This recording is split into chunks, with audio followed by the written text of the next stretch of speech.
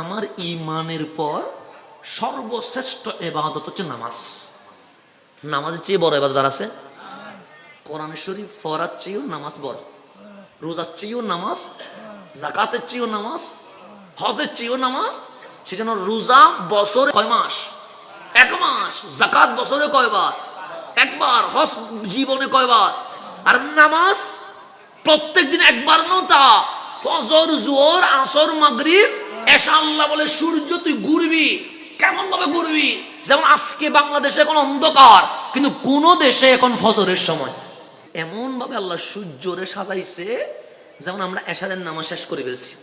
তাহলে আমরা মনে করতেছি এশা থেকে ফজর পর্যন্ত আর কোনো নামাজ নাই, বাংলাদেশে নাই।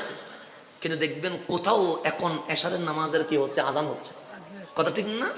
আমরা যখন ফজর পড়বো দেখবেন আমেরিকা বা ওইদিকে তখন এশারের নামাজের ওয়াক্ত শেষ হচ্ছে। তাহলে আল্লাহ 24 ঘন্টা পৃথিবীর মধ্যে 1 সেকেন্ডও সিজদা ছাড়া রাখেন। নামাজের চেয়ে বড় ইবাদত আর কিছু আছে? সেটা নামাজ না পড়লে কেউ কি জিজ্ঞেস করে নামাজ পড়াস নাই কেন? করে। সিনেমা দেখলে কেউ কি বলে সিনেমা দেখছস কেন? বলে। কেন? দুনিয়াটা শুধু আমল, সেটা ভালোও করতে পারেন, খারাপও করতে পারেন।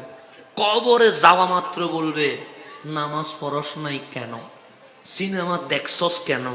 কবরে যদি কাঁদি কাঁদি বলেন মালিক বুঝি নাই, সুযোগ দাও না, আর কোনো সুযোগ আছে? দুনিয়া হচ্ছে আমল, কবর হচ্ছে হিসাব। তো আজকের দিনের নাম আলিয়ম আমলন।